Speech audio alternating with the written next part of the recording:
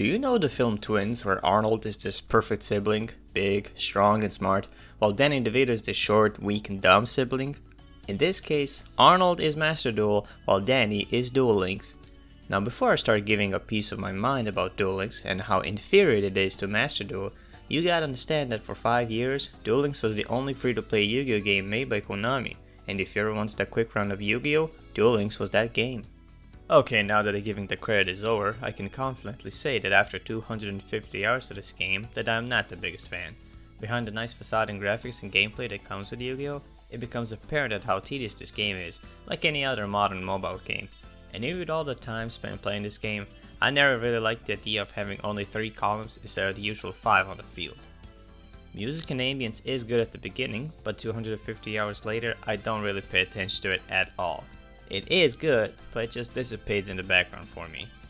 The replayability can be pretty good if you're especially playing multiplayer, and the game was fairly innovative as it introduced a new game mode to Yu-Gi-Oh called Speed Duel, which became a predecessor to Rush Duel. Besides being a stable game with stable multiplayer, one pretty cool thing about Duel Links is that the characters that appeared in the anime are voiced by the same actors that voiced them during the showrun, which is really nice. I can listen to Dio say Zawarto whenever I play Sartorius. What other game can do that?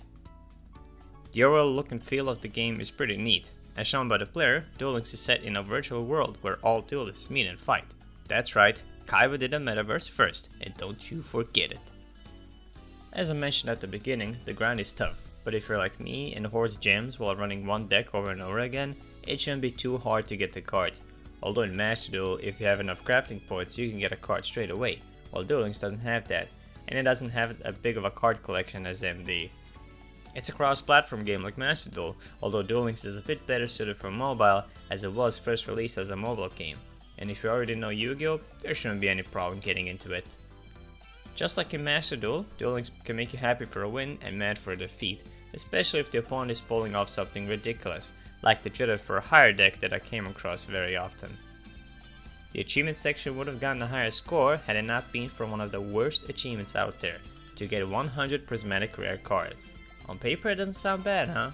In reality, you'll have to wait for actual years to get even close to that number. Even if you splash cash in the store for prismatic rares, it'll still take you time to get them all. For that single achievement alone, the achievement section gets a 7. When Duel Links was the only game in existence, it was worth the time to play it. But ever since Baby Brother arrived, all eyes are on him now, so if you want to reminisce about the good old days, Duel Links is that game for you.